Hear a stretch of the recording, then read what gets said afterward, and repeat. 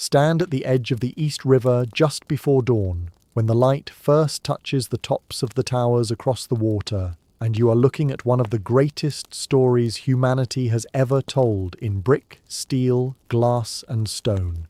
It is a story with no single author. It was written instead by Dutch traders and English governors, by Irish stonemasons and Italian bricklayers, by Mohawk ironworkers who walked steel beams 1,000 feet in the air, by financiers with more ambition than sense, by immigrants who arrived with nothing and built neighborhoods that would outlast them, and by architects whose names most people have never heard but whose work everyone recognizes. New York's skyline is not a design, it is an argument, a loud, contentious, 4-century-long argument about what a city can be, who it belongs to, and how high human ambition can reach before it either topples or transforms the world around it. This is the full story of how a muddy trading post at the tip of a narrow island became the most architecturally recognizable city on Earth. It is a story of invention and destruction, of fortunes made and lost, of buildings that were mourned when they fell and buildings that were despised when they rose. It moves from timber longhouses to glass supertalls, from windmills to skyscrapers engineered to sway in the wind without spilling a glass of water on the 90th floor. And through all of it runs a single thread, the belief, unshakable and slightly mad, that here, on this island, anything could be built.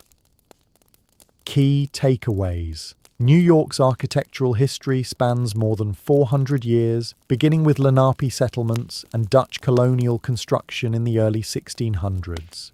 The safety elevator and structural steel frame together made the skyscraper possible, permanently transforming the city's skyline from the late 19th century onward. Landmark buildings, the Empire State Building, the Chrysler Building, the Flatiron Building, Grand Central, Rockefeller Center, each capture a distinct moment in the city's economic and cultural life. Zoning laws, preservation battles, and the physical constraints of Manhattan Island shaped New York's architecture as powerfully as any single architect did. New York remains a living architectural laboratory, constantly balancing preservation against reinvention, and its buildings continue to define the city's global identity. Long before anyone dreamed of steel skeletons or elevator shafts, the island the Lenape called Mannahatta was a place of hills, forests, freshwater ponds, and marshland, laced with streams and edged by a magnificent natural harbour. The Lenape people had lived there for thousands of years, and to imagine them as passive occupants of an empty wilderness, as generations of textbooks once did, is to misunderstand both the people and the place. The Lenape built with intelligence and care. Their longhouses, framed from bent saplings and clad in bark, could shelter multiple families through harsh northeastern winters. Smaller domed wigwams served seasonal needs. Settlements were sited with a sophisticated reading of the land, near fresh water, sheltered from wind, close to fishing grounds and fertile soil. The pathways the Lenape wore into the landscape as they moved between hunting grounds, planting fields, and trading sites were not random. Many of them followed the natural logic of the terrain so faithfully that they survived the arrival of Europeans, the imposition of a street grid, and the paving over of an entire island. The most famous of these is Broadway itself, which cuts a diagonal across Manhattan's otherwise rigid grid, because it follows the course of an ancient native trail, the Wickwaskeck, that ran the length of the island. So the first great fact of New York's architecture is this. The shape of the city was influenced by builders whose structures left almost no physical trace, but whose reading of the land is embedded in the streets New Yorkers walk every day. In 1624, the Dutch West India Company established a trading colony at the southern tip of Manhattan and called it New Amsterdam. The Dutch were not there to build a beautiful city. They were there to make money, chiefly from the fur trade, and their earliest buildings reflected that ruthless practicality. The first structures were crude. timber shelters thrown up quickly to keep the rain off men whose minds were on beaver pelts and profit margins. At the heart of the settlement stood Fort Amsterdam, completed around 1635, a low fortification of earthen walls and timber meant to guard the harbour. It was never much of a fortress, but it anchored the town, and around it the settlement grew in the disorderly, organic way of a trading port. There was a church, a market, warehouses along the shore, taverns for the sailors, and a windmill on a rise of land, grinding grain in the Dutch manner and announcing to every arriving ship that a piece of the Netherlands had taken root in the New World. As New Amsterdam matured through the 1630s and 1640s, its buildings began to look distinctly Dutch. Settlers who had grown prosperous built homes with the stepped gables, steep tile roofs, and narrow brick facades of their homeland. The brick itself often arrived as ballast in the holds of trading ships crossing from Amsterdam, so the very walls of early New York were, quite literally, imported from the Old World. The streets were narrow and crooked, following the paths that traders and cart drivers found most convenient rather than any plan. Two of them, Stone Street and Broad Street, still exist in the modern financial district, and their tight, angular geometry is a fossil of the 17th century town, a whisper of Amsterdam preserved beneath the towers of global finance. A defensive wall built across the northern edge of the settlement in the 1650s, meant to protect against attack, gave its name to the most famous street in the world, Wall Street. When the wall came down, the street remained. In 1664, English warships sailed into the harbour, and the Dutch, badly outgunned and poorly defended, surrendered without a fight. New Amsterdam became New York, named for the Duke of York, the brother of the English king. But architecture does not change overnight simply because a flag does. For decades, Dutch-style buildings continued to rise. Dutch was still spoken in the streets, and the crooked lanes of the old town remained the crooked lanes of the new one. Over time, though, English tastes asserted themselves, and New York's buildings began to shift toward the styles fashionable in Britain. The dominant mode of the 18th century was Georgian architecture, named for the run of King George, who occupied the British throne. Georgian design was all about order, symmetry, and classical proportion. Evenly spaced windows, balanced facades, brick construction, restrained ornament, and formal, dignified entrances. The single finest survivor of this era is St. Paul's Chapel, completed in 1766 on Broadway and still standing today. It is the oldest surviving church building in Manhattan, and its endurance is nearly miraculous. Built in a style inspired by the London churches of James Gibbs, particularly St. Martin in the Fields, St. Paul's has a graceful steeple, a dignified columned portico, and an interior of calm, luminous elegance. George Washington worshipped there on the day of his first inauguration in 1789. More than 2 centuries later, in the days following the September 11th attacks, the chapel, standing directly across from the World Trade Center site and somehow undamaged, became a place of refuge and rest for recovery workers. Few buildings in America carry that kind of continuity, holding within a single structure the beginning of the Republic and one of its darkest modern hours. As the 1700s wore on and the population climbed, the city crept northward, and after the Revolution, a new architectural language emerged, the federal style. This was America's own refinement of the neoclassical fashion sweeping Europe, and it suited the mood of the young republic perfectly. Elegant but not showy, refined but restrained. Federal row houses featured delicate ornamentation, graceful fan-light windows arched above the front doors, and a general sense of quiet good taste. The best surviving sense of what a well-to-do New York neighborhood looked like in the early 1800s can still be found in Brooklyn Heights, where blocks of Federal and Greek Revival row houses stand as one of the finest historic streetscapes in America. Nothing in New York's history changed it more dramatically than the opening of the Erie Canal in 1825. By linking the Hudson River to the Great Lakes, the canal turned New York Harbor into the front door of the entire American interior. Goods from the vast western hinterland now flowed through New York, and the wealth that flowed back was staggering.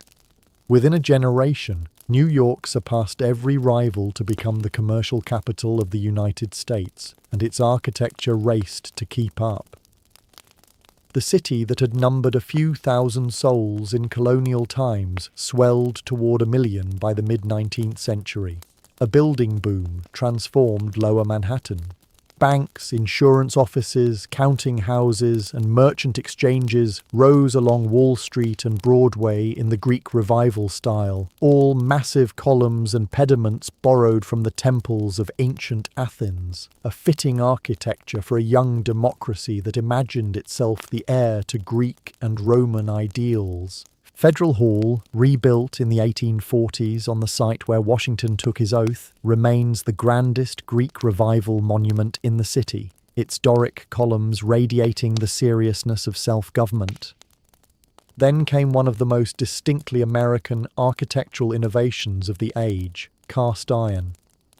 Beginning in the 1850s, builders discovered that entire building facades could be prefabricated from cast iron components, shipped from foundries, and bolted together on site. Cast iron was cheaper than stone. It could be moulded into ornate classical detail at a fraction of the cost of hand-carved masonry, and it allowed for large windows that flooded interiors with light, a boon for the showrooms and lofts of the booming garment and dry goods trades. The result was the extraordinary district now known as Soho, whose streets preserve the largest concentration of cast iron architecture in the world. Walk down Green Street or Broome Street today and you are surrounded by ornate columned facades that look like carved stone but ring hollow when you knock on them, the mass-produced elegance of a rising industrial nation. By the second half of the century, the pieces were nearly in place for the transformation that would define New York forever. The city had wealth, it had density, it had ambition, and it had a shortage of land. All it needed was the technology to build up. The skyscraper was not invented in a single flash of genius. It was assembled piece by piece from separate innovations that each had to mature before the tall building could become both structurally sound and commercially profitable. Two innovations mattered above all others: the safety elevator and the steel frame. For most of human history, buildings were limited by the human leg. Nobody wanted to climb more than 5 or 6 flights of stairs, so the upper floors of any building were the least valuable. The cheap rooms, the servants' quarters, the storage.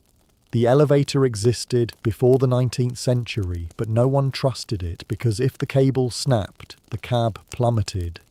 Elisha Otis solved that problem.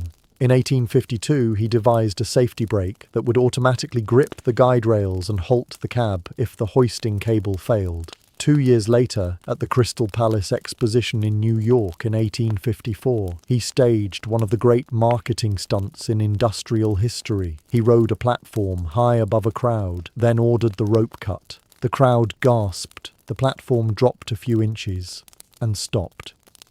"All safe, gentlemen, all safe," Otis reportedly announced. Passenger elevators began appearing in New York buildings in the 1870s, and the entire logic of real estate flipped. Suddenly, the upper floors, with their light, their air, and their views, became the most desirable real estate in the building. The second innovation was structural steel. A building made of masonry supports its own weight through its walls, which means that the taller it gets, the thicker its walls must be at the base, until, at a certain height, the walls consume so much of the ground floor that further height becomes pointless. Steel changed everything. With a steel skeleton of columns and beams, the frame carried the load, and the exterior walls became mere curtains. Thin skins of brick, terracotta or glass hung on the structure rather than holding it up. Chicago pioneered the technique with its home insurance building in 1885. But New York was watching, and New York had the density and the capital to push the idea to its limits. New York's first true skyscraper is generally credited to the Tower Building, completed in 1889 at 50 Broadway. Designed by Bradford Lee Gilbert and rising 11 stories on a narrow lot, it was the first New York building to use a steel skeleton as its primary support. New Yorkers were deeply skeptical of the slender tower, and legend holds that during a fierce storm, a crowd gathered on Broadway expecting the thing to blow over. Gilbert, to prove his faith in his own engineering, is said to have climbed to the top floor in the middle of the gale. The building stood. The age of the skyscraper had begun. Once it became clear that buildings could rise almost indefinitely, New York's competitive commercial culture turned height into a contest. To build the tallest building in the world was to plant a flag, to advertise a company's power, to write its name across the sky. And so, through the 1890s and into the 20th century, the record changed hands again and again. The Park Row building of 1899 rose to 391 feet and briefly claimed the title of the world's tallest office building. The Singer Building of 1908, headquarters of the sewing machine empire and designed by Ernest Flagg, soared to 612 feet with a slender, elegant tower and became, decades later, the tallest building ever peacefully demolished, torn down in 1968 in an act that still pains preservationists. The Metropolitan Life Insurance Company Tower of 1909, modelled on the Campanile of St. Mark's in Venice, took the crown next. Then, in 1913, came the building that set the standard for the era, the Woolworth Building. Financed by Frank Woolworth, the five-and-dime retail magnate, and designed by Cass Gilbert, it rose to 792 feet, 60 stories of soaring Gothic revival splendour. Its lacy stonework, pointed arches, and cathedral-like ornament earned it the nickname the Cathedral of Commerce, and the name fit. Woolworth had built a monument to retail as devout in its detailing as any medieval church. The building held the title of world's tallest for 17 years, and its lobby, with its gilded mosaics, gargoyle caricatures of the men who built it, and vaulted ceilings, remains one of the most breathtaking interiors in the city. Nobody was planning this skyline. It was being invented lot by lot, deal by deal, ego by ego, and the wildest chapter was still to come. Few structures anywhere carry the mythic weight of the Empire State Building. Completed in 1931 at 5th Avenue and 34th Street, it rose 1,454 feet to the tip of its antenna and stood as the tallest building in the world for 40 years. But the numbers, staggering as they are, tell only part of the story. What astonishes even now is how it was built, designed, financed and constructed in a little over 14 months, a feat that would be nearly impossible today. Its origins lie in rivalry. The financier John Jacob Raskob wanted to build the tallest building in the world, in part to beat Walter Chrysler, whose own tower was rising downtown. Raskob is said to have stood a pencil on its end and asked his architect, William F. Lamb of Shreve, Lamb and Harmon, "Bill, how high can you make it so that it won't fall down?" The answer turned out to be 102 stories. Lamb's design was a triumph of elegant efficiency. Its Art Deco form rises in a series of graceful setbacks, a shape partly dictated by the city's 1916 zoning law, which required tall buildings to step back so that light and air could reach the streets below. Lamb turned that legal constraint into a soaring, tapering silhouette, crowned by a stainless steel mast that was, absurdly and wonderfully, intended as a mooring dock for transatlantic dirigibles.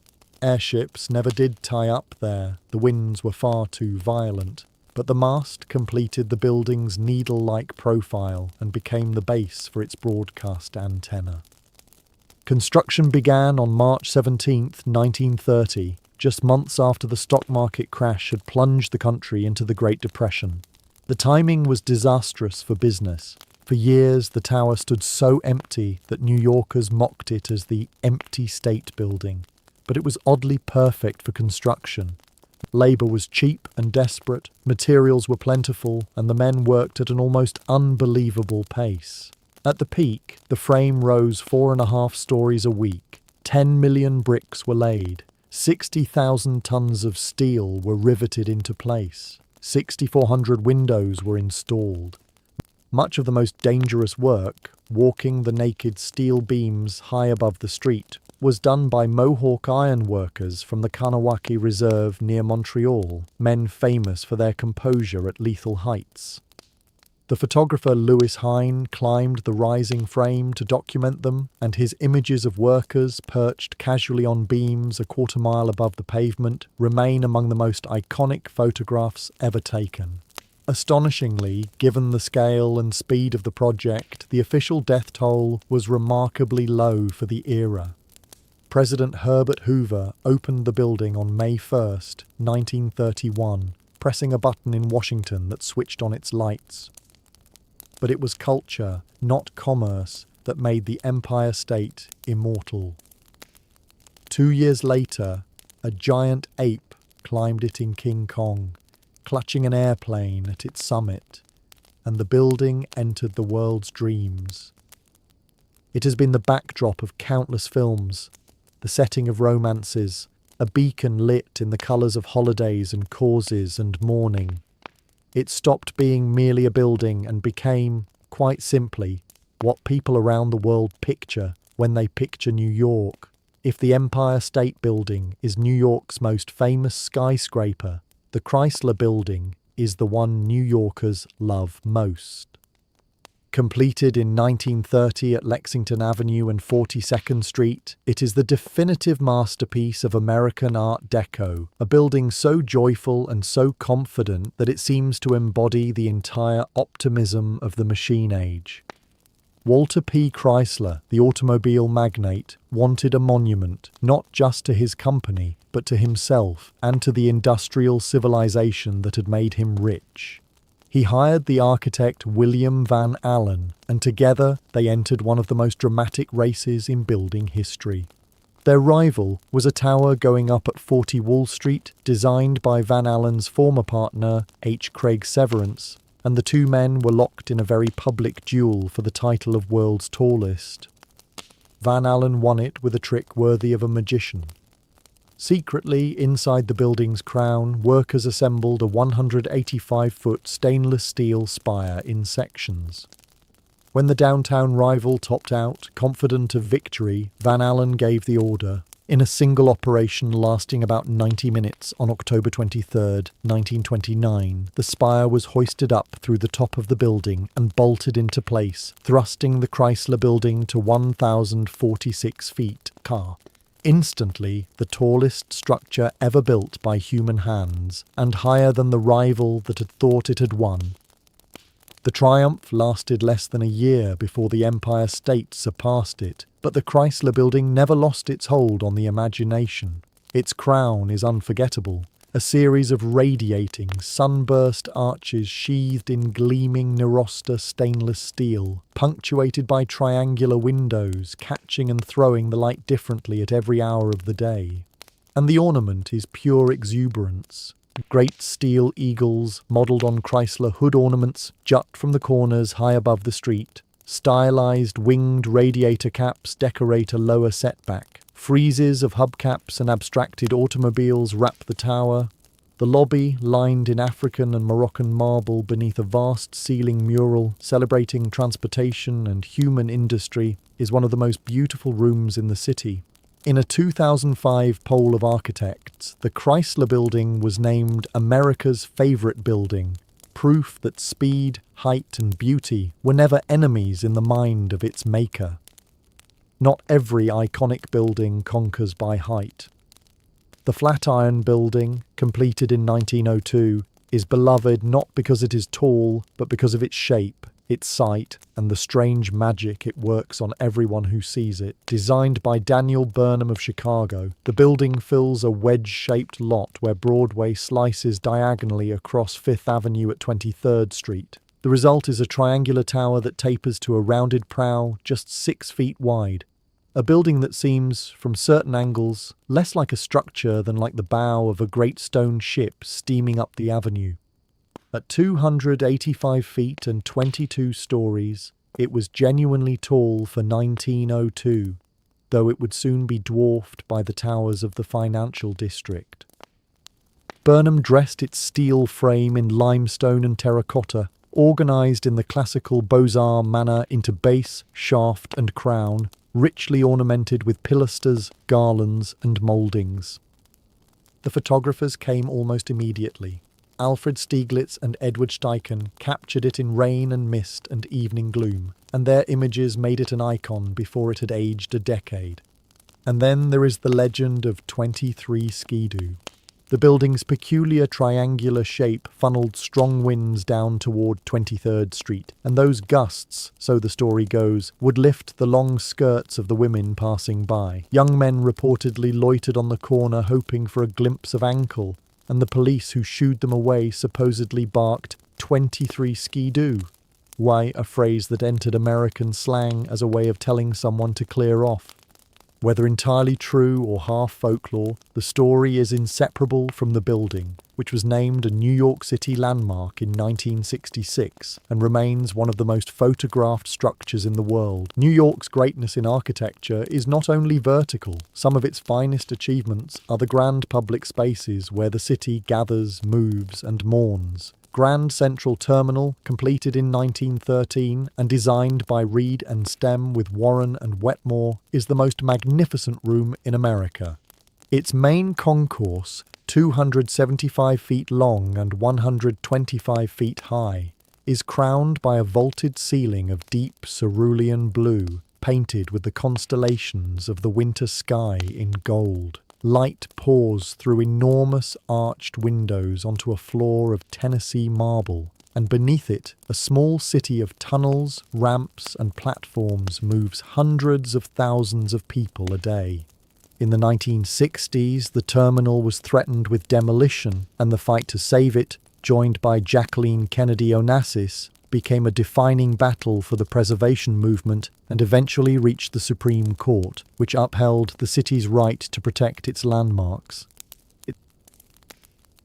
The Brooklyn Bridge, opened in 1883, is not a building, but no honest account of New York's architecture can leave it out.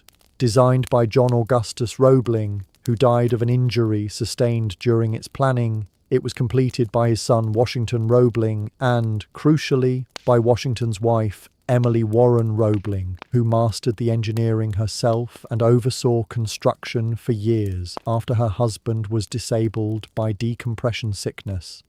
Its Gothic stone towers rise 276 feet above the East River, and its steel wire cables, the first ever used on such a scale, carried it across a span longer than any suspension bridge before it. It remains one of the most beautiful pieces of engineering ever built, a monument to a family's endurance as much as to an era's ambition. Rockefeller Center, built between 1930 and 1939, is the finest work of urban planning America produced in the 20th century. Conceived by John D. Rockefeller Jr. in the teeth of the Depression, it is a coordinated complex of 19 buildings across 22 acres of Midtown, an act of colossal faith in the city's future at the exact moment such faith was hardest to muster. Its centerpiece, 30 Rockefeller Plaza, rises 850 feet in restrained Art Deco setbacks. But its genius lies in its public spaces, the channel gardens leading the eye inward, the sunken plaza that becomes the nation's most famous ice rink each winter beneath a golden statue of Prometheus, and the great Christmas tree that draws crowds from around the world. Rockefeller Center proved that a private development could also be a public gift. The Guggenheim Museum, completed in 1959, was Frank Lloyd Wright's radical answer to the question of what a museum could be. Wright spent 16 years on it, and what he produced on Fifth Avenue was less a building than a manifesto, a great white spiral coiling upward around a skylit atrium so that visitors ride to the top and then walk gently down a continuous ramp, drifting past the art in one unbroken motion. Critics grumbled that the architecture overpowered the paintings, and Wright, characteristically, did not much care. The building reshaped the very idea of museum design and stands as one of the boldest works of architecture in America. No part of New York's architectural story is heavier to carry than the World Trade Center. The original Twin Towers, designed by Minoru Yamasaki and completed in 1972 and 1973, rose 1,368 and 1,362 feet and briefly became the tallest buildings in the world. They were controversial from the start. Many architects found them cold and monotonous, twin monoliths of narrow windows and dense structural columns, out of scale with the human city around them. But over 3 decades, they became inseparable from the skyline and from the identity of New York itself, twin exclamation points at the tip of the island. Their destruction on September 11th, 2001, killed nearly 3,000 people and became the most devastating single day in the city's history. The rebuilding of the site turned into one of the most scrutinized and emotionally fraught architectural undertakings ever attempted, spanning years of competitions, arguments, and revisions among families of the victims, developers, government agencies, and designers. What emerged is a place that tries, and largely succeeds, to hold both grief and hope. One World Trade Center, designed by David Childs of Skidmore, Owings and Merrill, and completed in 2014, rises to a symbolic 1,776 feet tall, the year of American independence, making it the tallest building in the Western Hemisphere. At its foot lies the 9/11 Memorial, designed by Michael Arad and Peter Walker. 2 enormous square voids set precisely in the footprints of the fallen towers, water cascading endlessly down their sides into pools that seem to have no bottom. The names of the dead are cut into bronze parapets around the edges. It is one of the most restrained and powerful memorials ever built. A design that refused spectacle and chose instead absence, depth, and the sound of falling water. New York never stops building, and the 21st century has produced its own bold experiments. The High Line opened in stages between 2009 and 2014, took a rusting, abandoned, elevated freight railway on the west side and transformed it into a 1.45-mile linear park floating above the streets. Designed by the landscape firm James Corner Field Operations with the architects Dilla Scofidio plus Renfro, it preserved the old rails and industrial bones of the structure while weaving through them gardens, walkways, and seating. It became one of the most visited public spaces in the world and set off an economic transformation of the entire neighborhood beneath it. Proof that infrastructure, once considered garbage, could become one of a city's greatest assets.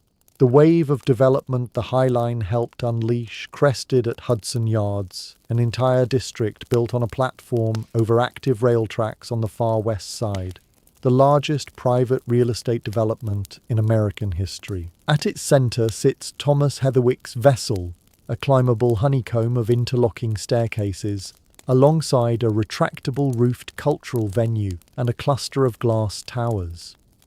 Meanwhile, along 57th Street, a new species of skyscraper has risen, the super-slender residential tower. Buildings like 157, 432 Park Avenue at 1,396 feet and 111 West 57th Street at 1,428 feet, the most slender skyscraper in the world relative to its width, form the stretch now called Billionaire's Row. They are astonishing feats of engineering, so thin they require enormous tuned mass dampers near their tops to keep them from swaying uncomfortably in the wind.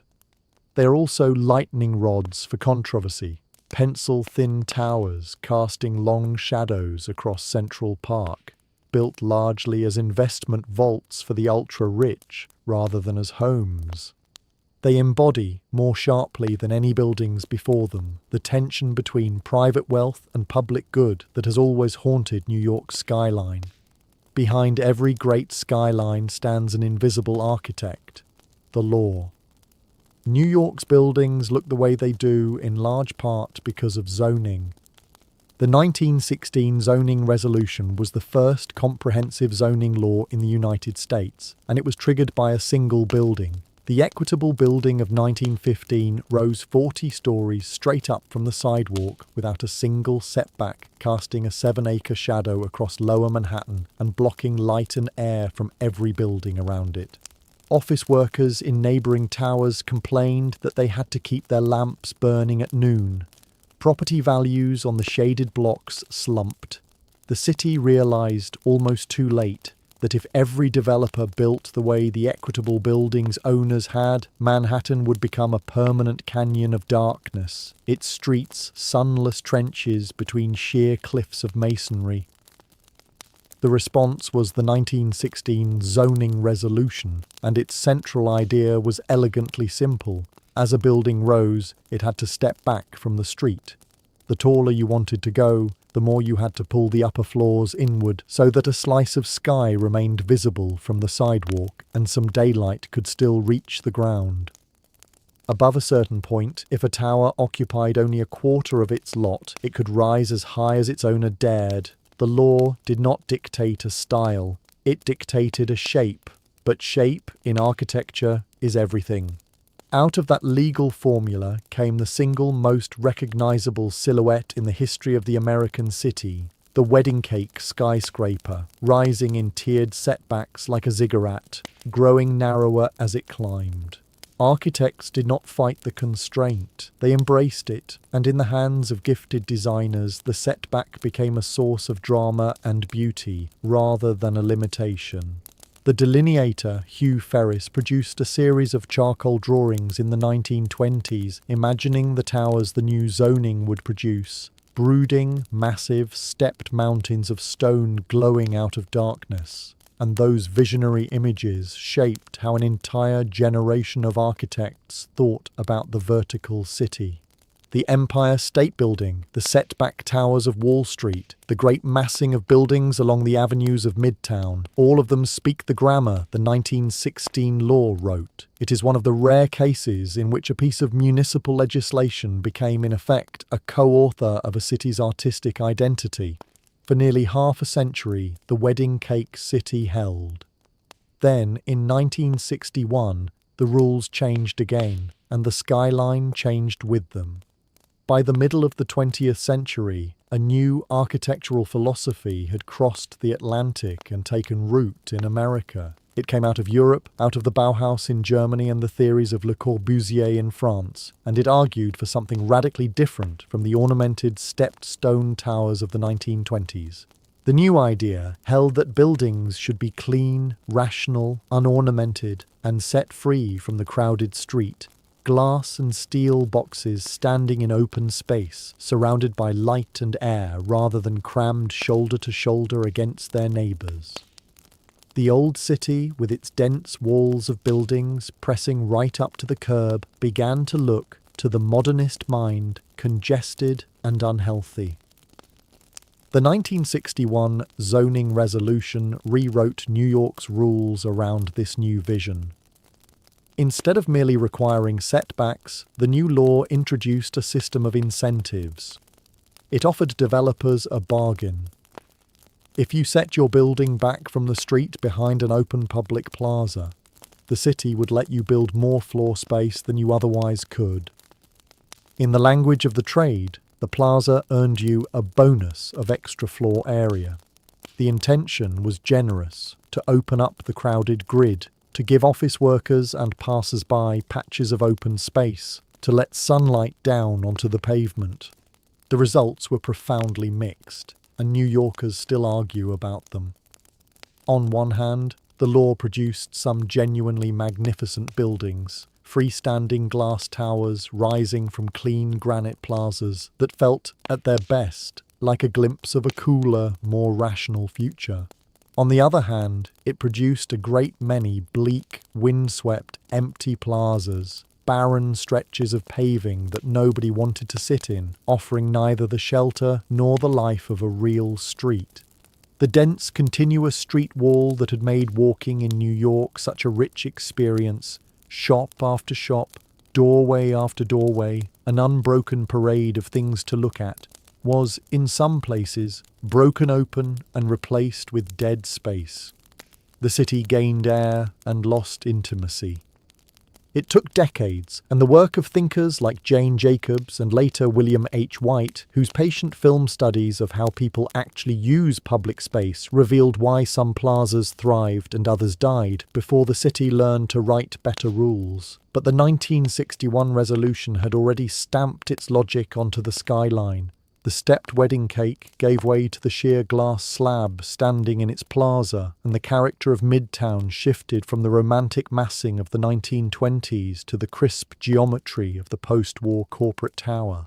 To understand that shift fully, you have to look at the buildings that defined it, the buildings that brought European modernism to America and made New York, for a brilliant couple of decades, the world capital of a new kind of architecture. For the first half of the 20th century, an American office building announced its importance through mass, ornament, and historical reference. It borrowed the vocabulary of Gothic cathedrals, Roman temples, and Renaissance palaces, dressing steel frames in carved stone to make new commerce look ancient and dignified. Modernism swept all of that away. It insisted that a building should express its own structure honestly, that ornament was a kind of lie, that the true beauty of a tower lay in the clean logic of its steel skeleton and the transparency of its glass skin. And nowhere did this new creed produce more perfect examples than on the avenues of post-war New York. The building that opened the door was Lever House, completed in 1952 on Park Avenue and designed by Gordon Bunshaft of the firm Skidmore, Owings and Merrill. Until then, Park Avenue had been a canyon of solid masonry apartment houses and hotels, a continuous wall of stone. Lever House shattered that wall. It was a slender, blue-green glass slab set crosswise atop a low horizontal base raised on columns, and beneath it opened a landscaped courtyard through which pedestrians could actually walk. It occupied only a fraction of its lot, giving away valuable land to open space in a way that seemed almost reckless. Its glass curtain wall, one of the first in the city, hung like a taut membrane on the steel frame, reflecting the sky and the buildings across the avenue. It looked like nothing that had come before it. Commissioned by a soap company as a monument to cleanliness and modernity, Lever House announced that the future had arrived on Park Avenue, and every developer in the city took notice. If Lever House opened the door, the Seagram building walked through it and defined the room. Completed in 1958, directly across Park Avenue, it is the masterpiece of Ludwig Mies van der Rohe, the German émigré who had led the Bauhaus and who gave the 20th century its most famous architectural motto, "Less is more." Working with Philip Johnson, Mies designed a bronze and glass tower of severe, almost sacred perfection. Rather than crowd his building to the sidewalk, Mies pulled it back a full 90 feet, setting it behind a broad granite plaza with 2 rectangular reflecting pools. An act of extraordinary generosity with some of the most expensive land on earth.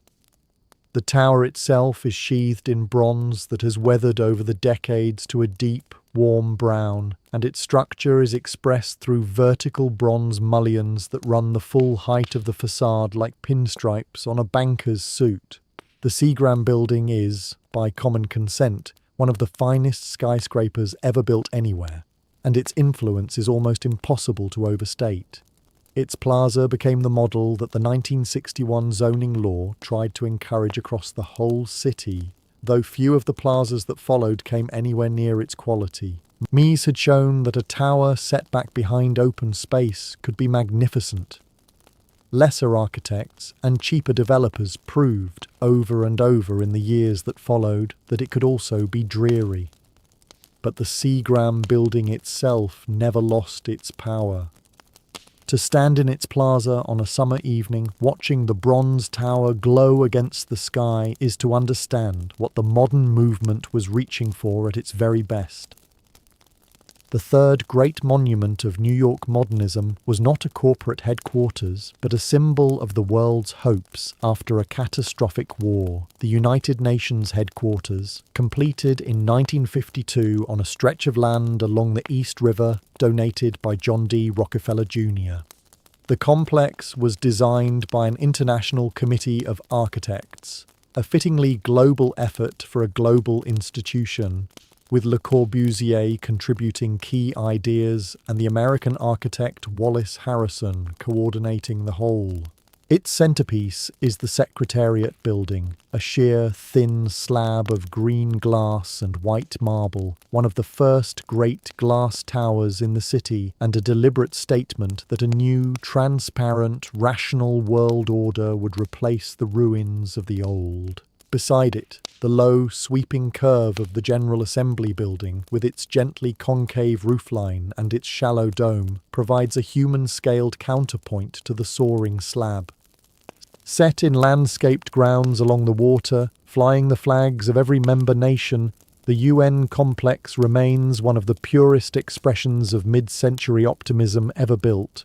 Architecture as diplomacy, glass and marble arranged to embody the belief that humanity might yet govern itself in peace. Together, Lever House, the Seagram Building, and the United Nations turned a stretch of Manhattan's East Side into a living museum of modernism. And for a generation, New York was where the world came to see what the future of building looked like. But even as these gleaming towers rose, the city was about to suffer an architectural wound so deep that it would change forever how Americans thought about the buildings they inherited from the past. To understand the trauma, you have to understand what was lost. The original Pennsylvania station, completed in 1910, was one of the noblest buildings ever raised on American soil. Designed by the great firm of McKim, Mead and White, it was modelled on the baths of Caracalla in ancient Rome, and it was conceived on a scale meant to make arriving in New York feel like entering an imperial capital. Its main waiting room was a vast hall of travertine and pink granite, 150 feet high, lit by enormous arched windows and roofed with coffered vaults that seemed to float above the travellers below. The train concourse was a soaring canopy of glass and steel, filling the space with a silvery cathedral light. To pass through Penn Station was to move through one of the great interior spaces of the world. It told every immigrant, every traveller, every returning New Yorker, you have arrived somewhere that matters. And then, in 1963, they tore it down. The Pennsylvania Railroad, hemorrhaging money as Americans abandoned trains for cars and planes, decided that the air rights above the station were worth more than the station itself. They sold the space to developers who planned to build a new Madison Square Garden and an office tower on the site, and to make room, the magnificent building was demolished. Its great columns were dynamited and hauled off to a swamp in New Jersey, where fragments of one of America's finest buildings were dumped like ordinary rubble. The soaring waiting room was replaced by a cramped, low-ceilinged warren of fluorescent-lit corridors beneath the arena, a station so grim that the architectural historian Vincent Scully delivered one of the most famous judgments in the history of American architecture. One entered the city like a god. One scuttles in now like a rat. The demolition of Penn Station horrified New York. A small band of architects and activists had picketed the site, carrying signs pleading for the building's life, and they had failed, but their failure lit a fire. The city recoiled at what it had allowed to happen, and out of that revulsion came something enduring. In 1965, New York passed its Landmarks Preservation Law, one of the most important pieces of urban conservation legislation in American history, and created the Landmarks Preservation Commission with the power to designate and protect buildings of historic and architectural value. For the first time, a building's beauty and history could stand as a legal defense against the wrecking ball. The new law faced its supreme test only a few years later, and once again the battleground was a McKim, Mead and White masterpiece, Grand Central Terminal. In the late 1960s, the terminal's owners, following the same logic that had doomed Penn Station, proposed building an enormous tower directly on top of it, a plan that would have destroyed the very quality that made the building great. This time, though, the city had a weapon. The Landmarks Commission blocked the tower. The owners sued, arguing that the city had effectively stolen the value of their property. The case climbed all the way to the United States Supreme Court, and in 1978, in Penn Central Transportation Company versus City of New York, the court upheld the Landmarks law. Grand Central was saved. Jacqueline Kennedy Onassis, who had lent her enormous prestige to the campaign, stood as one of its most visible champions, and her involvement helped make preservation not a fringe cause, but a matter of civic pride. The lesson of Penn Station reshaped the American conscience about its own architecture. Cities across the country passed preservation laws of their own. New Yorkers learned, at terrible cost, that the buildings they inherited were not simply obstacles to be cleared for the next profitable venture, but an irreplaceable record of who they were. The wound of Penn Station never fully healed. You can still feel it every time you descend into the dreary modern station beneath Madison Square Garden, but the scar tissue it produced protected 1,000 other buildings that might otherwise have been lost. Sometimes a city learns its most important lessons only by destroying something it can never get back. For all the drama of the skyline, most of New York's life has always been lived not in soaring towers, but in the low, dense, endlessly varied fabric of its neighborhoods.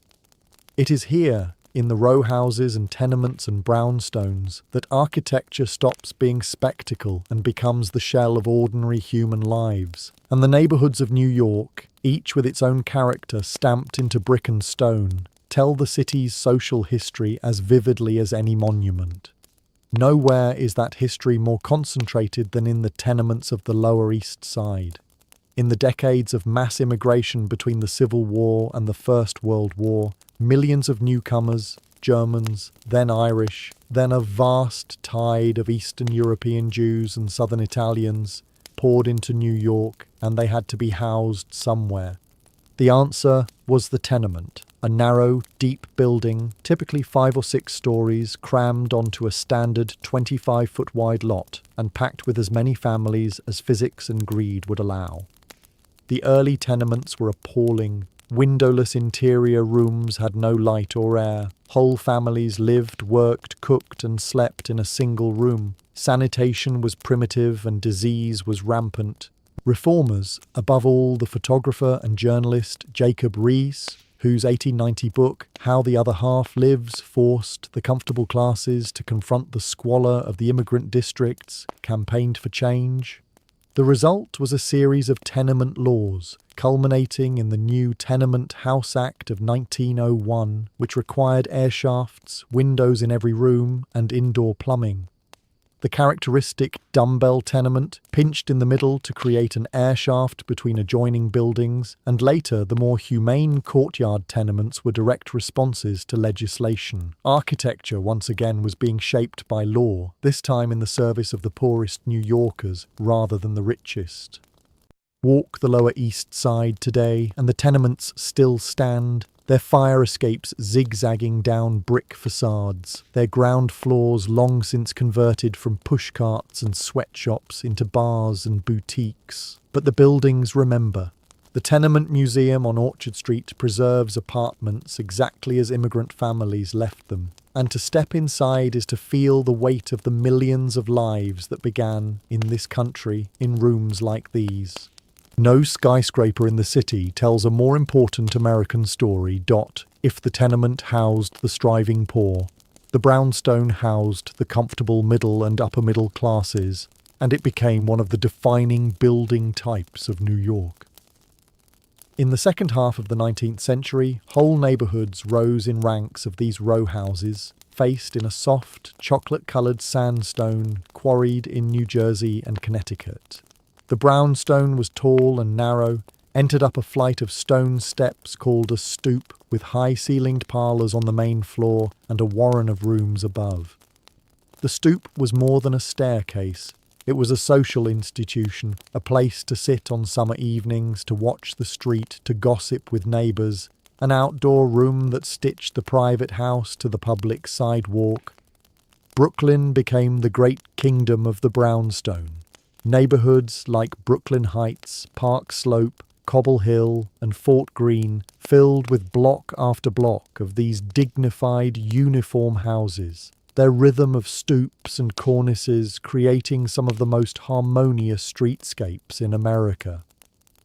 In Manhattan, the brownstones of the Upper West Side, Chelsea and Greenwich Village did the same. For much of the 20th century, the brownstone was unfashionable, chopped up into rooming houses and left to decay. But in the second half of the century, a wave of urban pioneers rediscovered these houses, restored them one by one, and in doing so pioneered the very idea of neighbourhood revival. The lovingly restored brownstone block, its trees arching over the street, has become one of the most cherished images of livable New York. Proof that grand architecture is not the only kind that matters, and that the shape of a street can shape a way of life. Then there is Greenwich Village, the neighbourhood that famously refuses to line up. While the rest of Manhattan submitted, in 1811, to the relentless rectangular grid that the city's commissioner's plan imposed from Houston Street northward, the village had already grown its own tangle of streets, and it kept them. To this day, the village is a glorious confusion of angled lanes and crooked corners where West 4th Street somehow crosses West 10th, where blocks bend and streets change names, and where getting lost is part of the charm.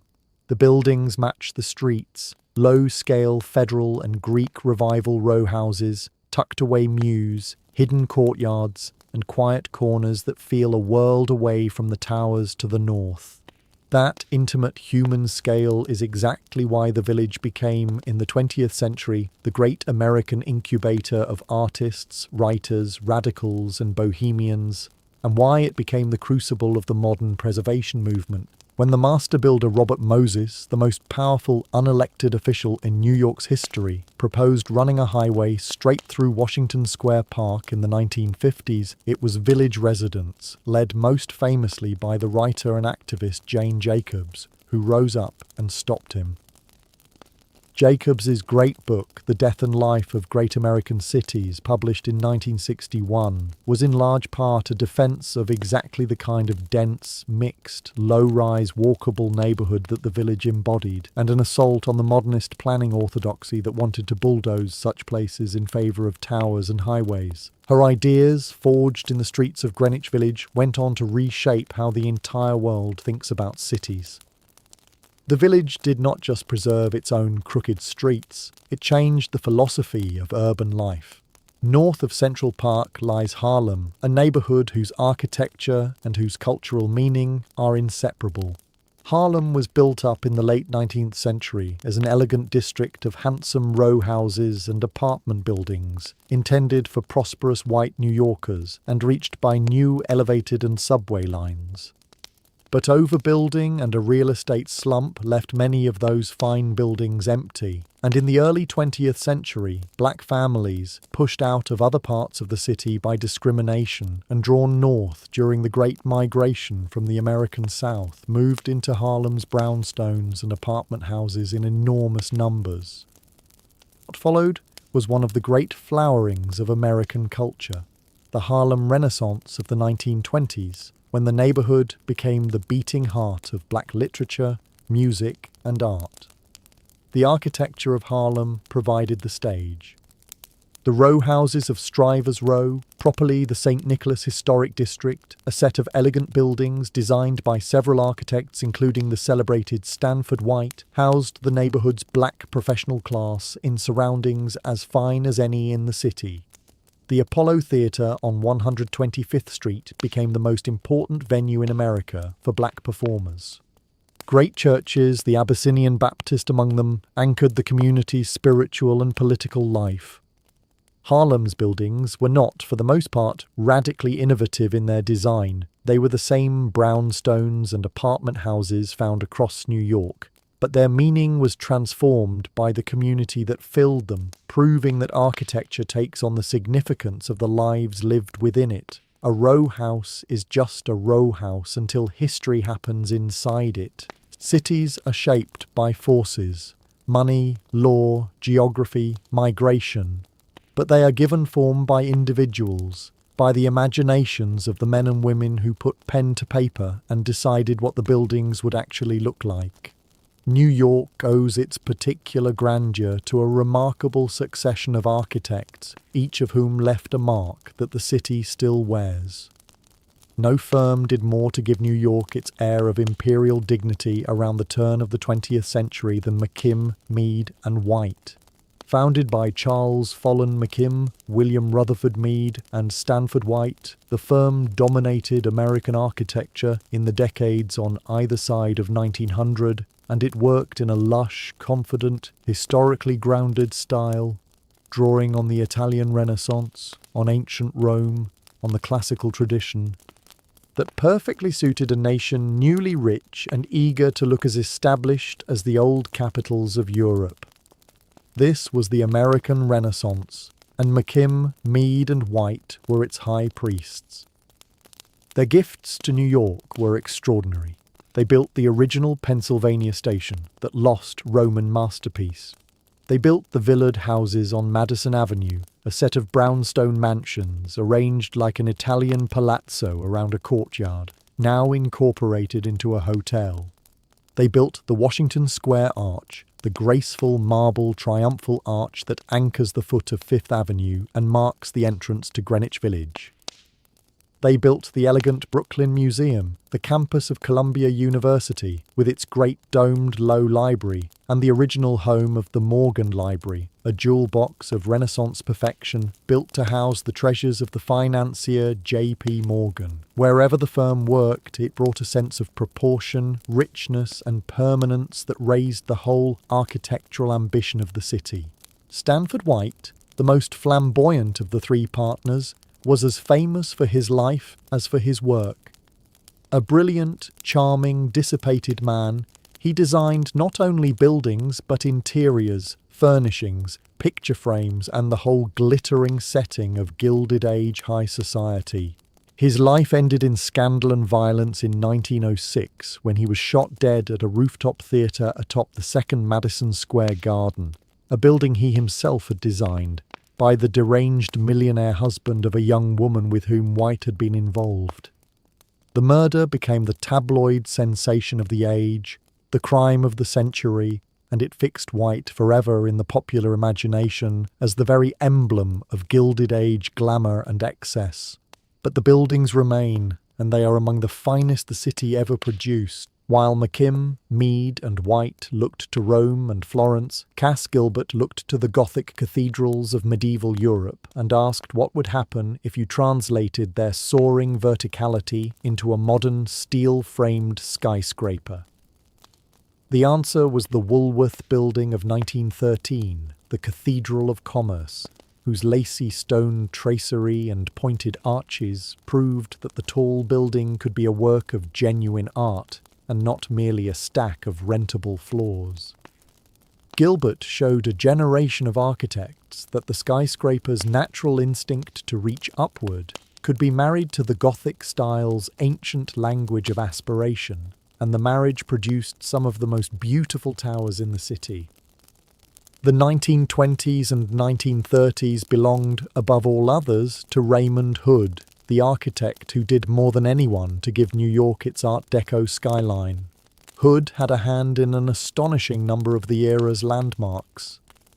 He designed the black and gold American Radiator building near Bryant Park, a startling dark tower with gilded accents that glowed like embers against the sky. He designed the Daily News building, a crisp, striped tower of white brick and dark windows that emphasized its verticality with brilliant simplicity, the building that stood in for the Daily Planet in the Superman films. He designed the McGraw-Hill building, a strange and wonderful blue-green tower that bridged Art Deco and the coming modernism. And, crucially, he was among the lead architects of Rockefeller Center, that greatest of all Art Deco ensembles. Hood understood, better than almost anyone, how to make a tall building sing, and the Midtown skyline is in many ways his portrait. Few figures in American architecture were as influential, as controversial, or as endlessly shape-shifting as Philip Johnson. He began as a critic and curator, not a builder. It was Johnson who, in 1932, helped introduce European modernism to America through a landmark exhibition, coining the very term the international style. He then became an architect, and he worked alongside Mies van der Rohe on the interiors and details of the Seagram building, absorbing the master's discipline. For years, Johnson was modernism's most fervent evangelist. And then, in one of the great about-faces in architectural history, he turned against the movement he had helped create. In 1984, he completed the AT&T building, now the Sony building, later 550 Madison, on Madison Avenue, a skyscraper that shocked the architectural world by topping its sober pink granite shaft with an enormous broken pediment, a giant notched crown that everyone immediately compared to the top of a Chippendale highboy. After decades of flat-roofed glass boxes, here was a skyscraper that wore ornament and historical reference openly and even playfully. The AT&T building became the most famous single work of postmodernism, the movement that rebelled against modernist austerity and reintroduced colour, ornament, wit and history to architecture. Johnson, ever the tastemaker, had once again placed himself at the exact centre of the moment. Whether he was a great architect or merely a great impresario of architecture, New Yorkers still debate, but no one denies that he was one of the most consequential figures ever to work in the city. I.M. Pei, Geometry and Grace. I.M. Pei, the Chinese-born, American-trained master, brought to New York and to the world a cool, precise, geometric elegance that made modernism feel humane rather than harsh.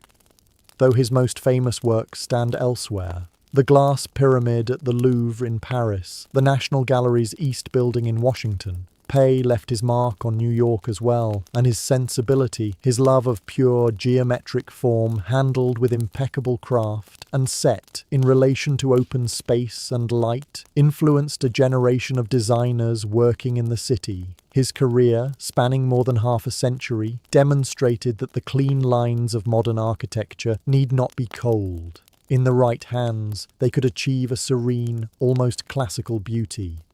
If any architect made whiteness itself into a signature, it was Richard Meier. Working in a rigorous, luminous modern idiom descended from the early work of Le Corbusier, Meier built in gleaming white enamelled panels and vast expanses of glass, creating buildings that seemed to be made of pure light. In New York, his most conspicuous contribution came with the Perry Street and Charles Street towers in the West Village, a trio of transparent glass residential buildings overlooking the Hudson River, completed in the early 2000s. Their crystalline glass walls, offering unobstructed views out and, controversially, in, made them instantly famous and helped touch off the wave of luxury glass residential towers that would transform the city's waterfront neighborhoods. Meier proved that the pure modernist vision, far from being exhausted, could still produce buildings of startling clarity and beauty at the turn of the 21st century. Each of these architects, and dozens more who deserve their own chapters, added a distinct voice to the vast chorus of the city. New York's genius has never been the imposition of a single vision. It has been the accumulation of many, layered atop one another, arguing and harmonizing across the centuries. No account of the architecture that defines New York can pass over the figure standing in the harbour, torch raised, who has been, for well over a century, the first sight of America for millions of arriving immigrants and one of the most recognized structures on the face of the earth, the Statue of Liberty. She is, strictly speaking, a sculpture, but she is also a triumph of architecture and engineering, and her creation is one of the great collaborative stories in the history of building. The statue was conceived as a gift from the people of France to the people of the United States, a monument to liberty and to the friendship between the two republics. The sculptor Frederick Auguste Bartholdi designed the colossal figure, a robed woman, liberty enlightening the world she was formerly named, as a work of monumental sculpture, but a figure of her intended size, more than 150 feet from her sandaled feet to the tip of her torch, presented a problem no sculptor could solve alone.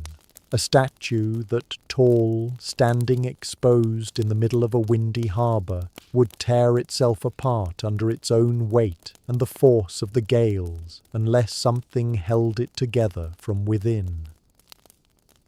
The solution came from a French engineer whose name would soon be attached to the most famous iron structure on Earth, Gustave Eiffel, who would go on to build his tower in Paris just a few years later. Eiffel designed for the statue an ingenious internal skeleton, a tall central pylon of iron from which a web of secondary framing reached outward to support the statue's thin copper skin. That skin, hammered to a thickness of barely more than 2 pennies, was never meant to carry weight. Instead, the copper sheets were hung from the iron armature by a system of flexible metal straps so that the whole surface could expand, contract, and flex slightly in wind and temperature without cracking. It was, in effect, an early curtain wall building disguised as a sculpture, the same principle that would soon free skyscrapers from their heavy masonry walls, expressed decades early in the body of a colossal woman. The statue could sway a few inches in a storm and settle back unharmed, exactly as the super-tall towers of the 21st century are engineered to do today.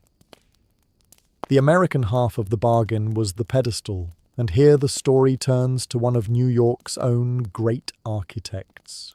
Richard Morris Hunt, the first American ever trained at the École des Beaux-Arts in Paris, and the most fashionable architect of the Gilded Age, designed the massive stone base on which Liberty would stand. Hunt's pedestal is no mere afterthought.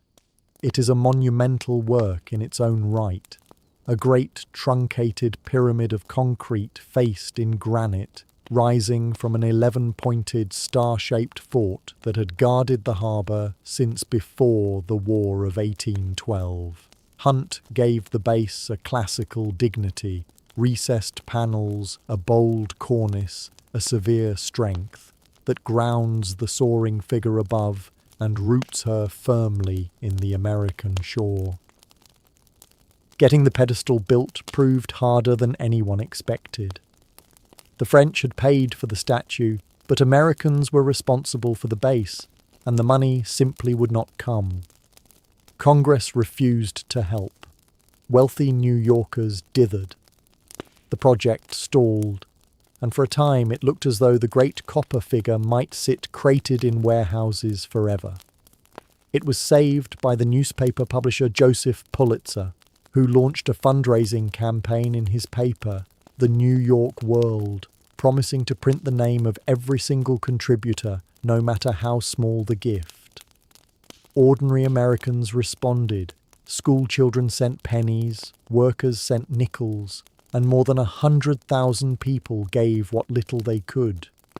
The pedestal was finished, and the statue was assembled on top of it and dedicated in October 1886, in a harbour full of ships and a city draped in celebration. Then history did what history so often does in New York. It handed the monument a meaning its creators had never fully intended. Liberty had been conceived as an emblem of Republican friendship and enlightenment. But she stood at the mouth of the greatest immigrant harbour in the world, and just off her shoulder, beginning in 1892, rose the halls of Ellis Island, through which some 12 million immigrants would pass on their way into America. For those millions, crowded on the decks of steamships after weeks at sea, the first sight of the statue meant something no sculptor could have planned. The end of the ocean, the beginning of a new life, the promise, however imperfectly America kept it, of a fresh start. The poet Emma Lazarus captured that meaning in the sonnet later mounted inside the pedestal, giving Liberty the voice of a mother of exiles crying out to send her the tired, the poor, the huddled masses yearning to breathe free. The architecture of copper and iron and granite had become, through the accident of location and the weight of human hope, the single most powerful symbol of welcome ever built. If Liberty guards the harbour, another Beaux-Arts masterpiece guards the mind of the city, standing at the busy crossroads of Fifth Avenue and 42nd Street, like a temple raised to learning itself. The New York Public Library, whose main building opened in 1911, is one of the supreme achievements of American classical architecture and one of the great democratic institutions ever built in stone. The building rose on the site of the old Croton Reservoir, a strange Egyptian-styled water tank whose massive walls had once held the city's drinking supply.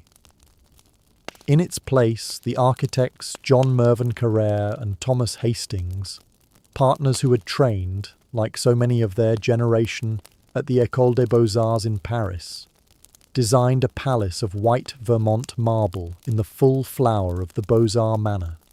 Their design won a fierce competition, and they poured into it everything the style could offer. A grand arched entrance framed by paired columns, allegorical sculpture, fountains flanking the steps, and an interior sequence of spaces that unfolds with the drama of a cathedral. And it is inside that the library reveals its true grandeur. Visitors climb through halls of marble to reach, at the very top of the building, the Rosemane Reading Room, an astonishing space nearly the length of 2 city blocks, its ceiling more than 50 feet overhead, painted with rolling clouds in a golden sky and framed by carved wood and towering arched windows. Long oak tables stretch away beneath brass lamps, and for over a century, anyone at all, scholar or schoolchild, immigrant or millionaire, has been able to walk in off the street, sit down at one of those tables, request nearly any book ever printed, and read it for free. That was the radical idea at the heart of the marble.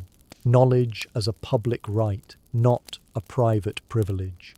The building's magnificence was deliberate, a way of telling every ordinary New Yorker that learning deserved a palace and that the palace belonged to them. Guarding the front steps are the library's 2 most famous residents, a pair of stately marble lions carved by Edward Clark Potter and installed when the building opened. For decades, New Yorkers gave them various names, but during the Great Depression, Mayor Fiorello LaGuardia rechristened them Patience and Fortitude, the qualities, he said, that the city's citizens would need to see themselves through hard times. The lions have kept their post ever since, reclining with immense dignity above the traffic of Fifth Avenue, dressed in wreaths at Christmas, endlessly photographed, and beloved as few pieces of civic sculpture anywhere have ever been. They are proof that a great building becomes something more than the sum of its stones.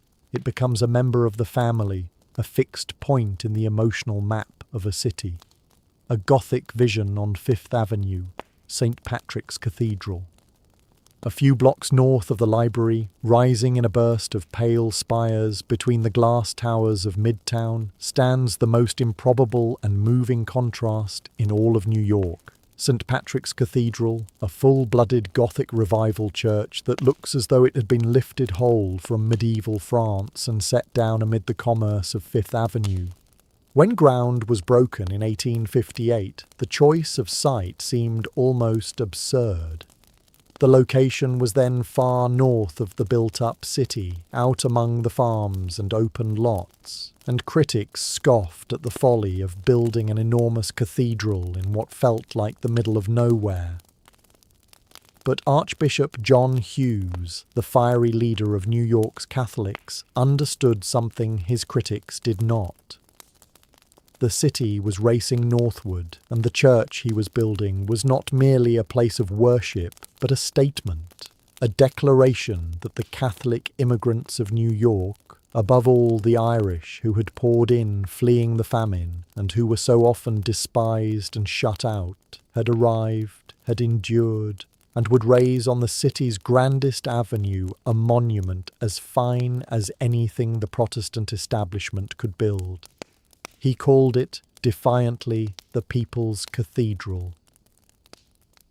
The architect was James Renwick Jr., one of the great American masters of the Gothic revival, who had already proven his command of the style.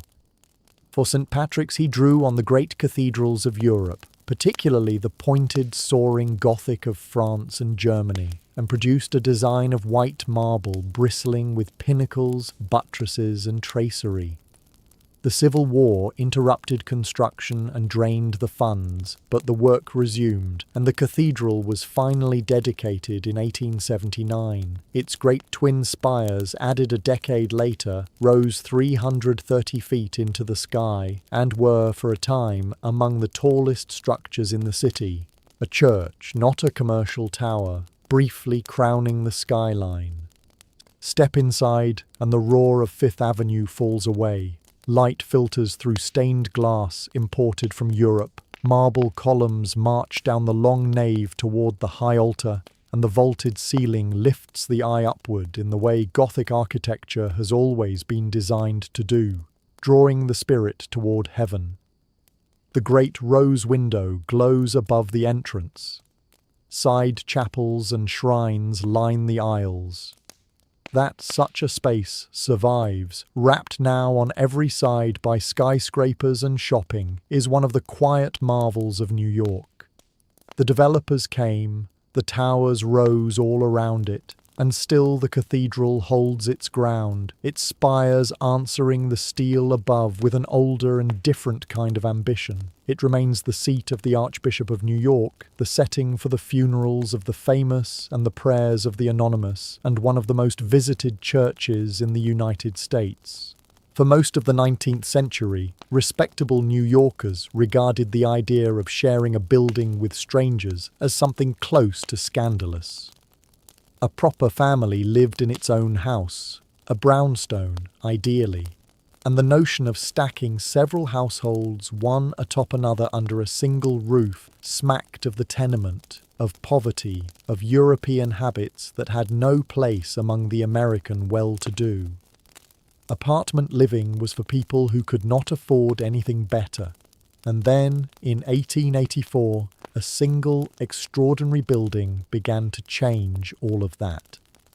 The Dakota rose on the corner of 72nd Street and what was then called 8th Avenue, on the still largely undeveloped Upper West Side, facing the newly completed Central Park, across a landscape so empty that, according to legend, people joked it might as well have been built out in the Dakota Territory.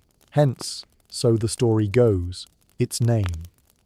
It was the creation of Edward Clark, heir to the singer sewing machine fortune, who gambled that if he built an apartment house luxurious enough, wealthy New Yorkers would abandon their prejudice and move in. He hired Henry Janeway Hardenberg, the architect who would later design the Plaza Hotel, and together they produced a building unlike any apartment house the city had seen. The Dakota is a great dark pile of a building, its facade a rich confusion of gables, dormers, balconies, balustrades, and deep-set windows, drawing on German and French Renaissance sources to create something that looks less like a modern apartment block than like a European chateau transplanted to Manhattan. Its rooms were vast, its ceilings high, its apartments fitted with every luxury the age could provide: hydraulic elevators, central heating, private dining rooms, servants' quarters. A grand central courtyard through which carriages once rolled gave the building the air of a fortress guarding its residents from the raw new city outside. It succeeded beyond Clark's hopes. The rich moved in, the surrounding blocks filled with grand apartment houses in imitation, and the luxury apartment building was born as a respectable, even coveted way for wealthy New Yorkers to live. Over the following decades, Central Park West and the avenues of the Upper West Side and Upper East Side filled with these palatial apartment houses, many of them crowned with the twin-towered silhouettes that became a signature of the New York skyline in the 1920s and 1930s. Buildings like the San Remo, the Beresford, the El Dorado, and the Century, their paired towers rising above the park like the gateposts of a great green room. These buildings gave the city a new kind of grandeur, domestic rather than commercial, and they remain among the most desirable addresses in the world. The Dakota itself, meanwhile, gathered around it a mystique that has never faded. It served as the eerie setting for the film Rosemary's Baby, which only deepened its aura of Gothic menace. And in December 1980, it became the site of one of the city's great tragedies, when the musician John Lennon, who lived there with Yoko Ono, was shot and killed just outside its 72nd Street entrance. The building endures, still private, still magnificent, still a little forbidding, the grandfather of every luxury apartment tower that has risen in New York since. At the very heart of Manhattan lies the city's single greatest work of design, and it contains almost no buildings at all. Central Park, 843 acres of meadow, woodland, water, and rock in the middle of the most valuable real estate on Earth, is not a leftover scrap of nature that the city grew around. It is, from end to end, an entirely artificial creation, a work of landscape architecture so total and so masterful that generations of New Yorkers have mistaken it for something wild. By the 1850s, thoughtful New Yorkers had begun to worry that their city was becoming a relentless grid of stone and commerce with no room to breathe. Reformers argued that a great city needed a great park, a democratic space where rich and poor alike could escape the crowded streets, breathe clean air, and find something of the countryside without leaving town. The city set aside a large, rocky, swampy and unpromising tract in the centre of the island, cleared it of the small settlements that stood there, including Seneca Village, a rare community of black landowners whose displacement is a painful part of the park's history, and held a design competition. The winners were Frederick Law Olmsted, a writer and reformer with a genius for organisation and a deep social vision, and Calvert Vaux, an English-born architect with a superb eye for landscape and detail. Their winning entry, the Greenswood Plan, is one of the founding documents of American landscape design. What they proposed, and then spent the better part of 2 decades building, was not a garden, but an illusion. A carefully composed sequence of landscapes engineered to feel entirely natural while being in truth almost wholly man-made. Nearly everything in the park was deliberately shaped. The gentle meadows, the picturesque ponds and lakes, the rambling wooded ravine known as the Ramble, the great rock outcrops and rolling lawns, All were designed, graded, planted, and in many cases built from scratch. Millions of cartloads of earth were moved, swamps were drained, and lakes were dug. Nearly 5 million trees and shrubs were planted. And in one of the plan's most brilliant strokes, Olmsted and Vaux sank the 4 cross streets that had to carry traffic across the park below the level of the landscape, hiding them in planted trenches so that a stroller in the park would never see the crosstown wagons and later the automobiles rumbling past. The illusion of a continuous, unbroken countryside was preserved. Vaux, the architect, gave the park its structures, and here architecture returns to the story, though in a supporting role. He designed the graceful bridges and arches that carry the paths over one another, each one different, ranging from rustic stone spans to the delicate cast-iron filigree of Bow Bridge arching across the lake. He designed Bethesda Terrace, the park's grand architectural heart, with its sweeping staircases, its carved sandstone, its tiled arcade, and the angel of the water's fountain presiding over the lake beyond. These built elements are woven so skillfully into the landscape that they feel like natural features, punctuation marks in a composition whose true medium is earth, water, and green.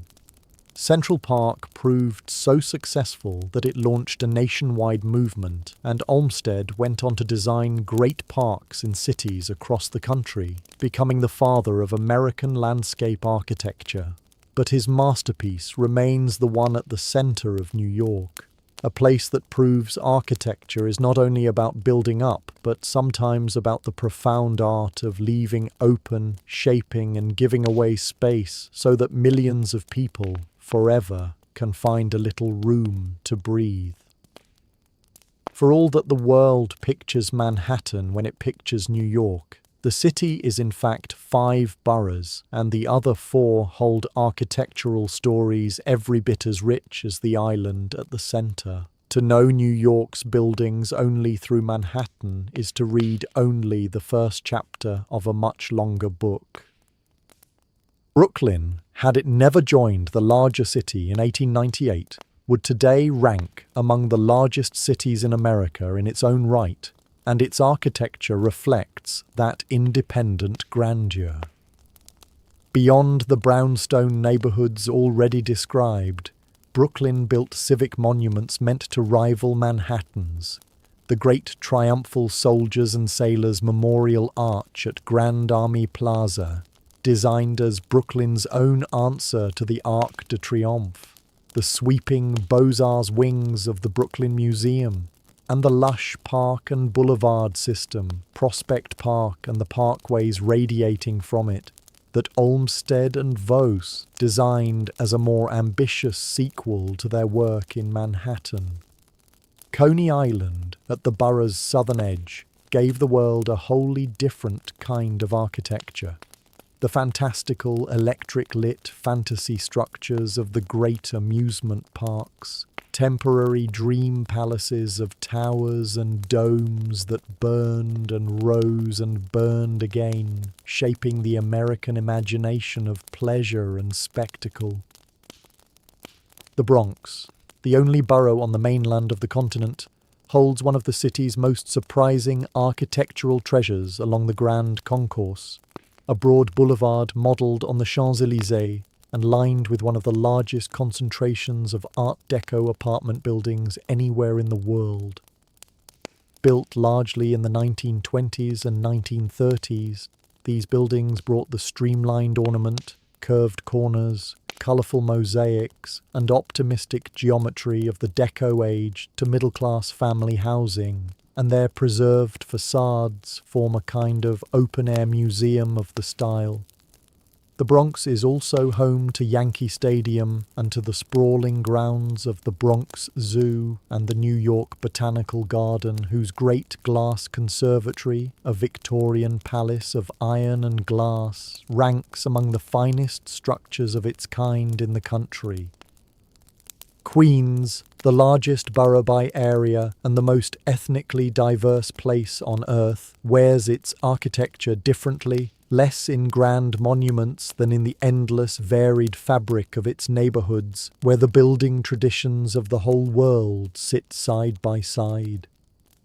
But Queens also holds two of the most important episodes in the city's architectural imagination. The World's Fairs of 1939 and 1964, both held at Flushing Meadows, which planted visions of the future in the public mind. The 1964 fair left behind the great steel globe of the Unisphere and the soaring, saucer-topped observation towers of the New York State Pavilion, structures that still rise over the park like relics of a dreamed-of tomorrow. And at the borough's edges, the great airports, above all the swooping bird-like TWA flight centre at what is now JFK, designed by Eero Saarinen as a building that seemed frozen in the act of taking flight, gave New York some of the boldest modern architecture in the region. Staten Island, the quietest and greenest of the boroughs, preserves an older, more rural New York in its historic villages and its remarkable collection of early structures, including some of the oldest surviving buildings in the entire city, Dutch-era farmhouses and colonial homes that recall the low, human-scaled world out of which the whole metropolis grew. To ride the ferry across the harbour to Staten Island is to travel not only across water, but backward in architectural time. From the vertical spectacle of Manhattan to the pitched roofs and clapboard walls of a colonial past was immense, that still and it fell hardest on those least able to resist. No single individual shaped with the physical form of 20th century New planning York more profoundly than a man who never held elected office and that never learned to drive a car slum and never once designed a building. To drive his expressways through the existing city's construction, he demolished the homes of hundreds of thousands and his story is the great whole neighborhood tale of American urban history, communities, a story of visionary ambition and non-staggering arrogance, who had nowhere to go, of extraordinary things cross Bronx Expressway, irreplaceable things straight through the heart of a living borough. Moses accumulated power of the way a river accumulates hollowing out the South gathering Bronx to himself a dozen to a devastating position from which the area would take generations to recover. He favoured the car over the pedestrian, the highway over the neighbourhood, the grand plan over the human being. And then, at the height of his power, he overreached. He proposed the Lower Manhattan Expressway, a highway that would have ploughed across the island through the districts we now know as Soho and Little Italy, obliterating the cast-iron neighbourhoods and the crooked streets that make that part of the city so beloved. This time he met a resistance he could not overcome, led again by Jane Jacobs and the community she rallied. The expressway was defeated.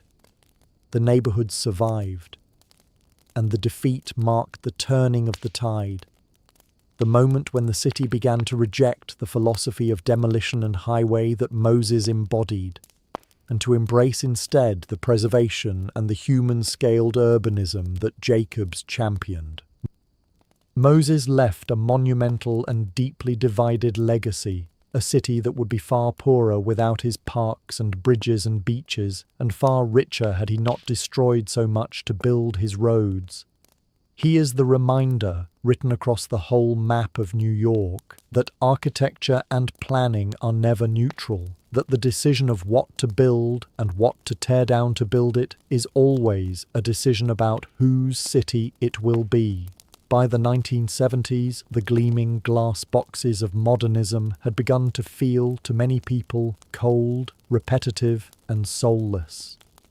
The movement that had seemed so thrilling in the days of Lever House and the Seagram building had hardened into a formula, and the plazas the 1961 zoning had encouraged were too often bleak and empty.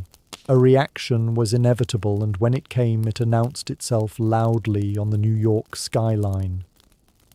The great herald of that reaction was Philip Johnson's AT&T building of 1984, with its notorious Chippendale crown, already described. the building that told the world modernism's reign was over and that ornament, history and playfulness were welcome again. But postmodernism, as the new movement was called, produced other landmarks across the city as well. Architects began once more to quote the past, to add colour and decoration, to top their towers with shapes that meant something rather than simply stopping flat against the sky. Along the avenues, developers raised towers that borrowed the setbacks, the masonry, and the romantic silhouettes of the 1920s, dressing new buildings in the warm colours and ornamental gestures that modernism had forbidden. Some of it was thoughtful and elegant, some of it was gaudy and superficial, ornament pasted onto ordinary boxes like decoration on a cake. But the underlying impulse was a real one, a hunger for buildings that connected to the city's history, that had personality and warmth, that acknowledged the human desire for beauty and reference and story rather than the austere purity the modernists had preached. Postmodernism did not last long as a dominant style, but it broke modernism's grip and reopened the whole question of what a building could look like, clearing the ground for the freewheeling architectural variety that would follow. As the 20th century gave way to the 21st, New York entered a new architectural era, one defined by the arrival of an international roster of celebrated designers, the so-called starchitects, whose names had become brands in their own right and whose buildings were events. A great global city, awash once more in capital and ambition, wanted signature buildings by the world's most famous hands, and it got them. Renzo Piano, the refined Italian master, brought his cool, precise, light-filled sensibility to several of the city's most important cultural buildings. He designed the new home of the Whitney Museum of American Art at the foot of the High Line in the Meatpacking District, a building of stacked asymmetrical volumes and generous outdoor terraces that opens the museum toward the river and the city, its industrial materials nodding to the neighborhood's gritty past. Piano also designed the soaring headquarters of the New York Times, a tower whose delicate skin of ceramic rods softens the light and gives the great grey building a shimmering, changeable surface. Norman Foster, the British high-tech virtuoso, added the Hearst Tower, an audacious skyscraper of triangulated glass and steel that rises out of the preserved stone base of the original 1920s Hearst headquarters. The old and the new are fused into a single structure, a faceted glass tower erupting from a Deco-era stump, one of the boldest and most successful marriages of preservation and innovation in the city, and a pioneer of environmental design in a New York skyscraper.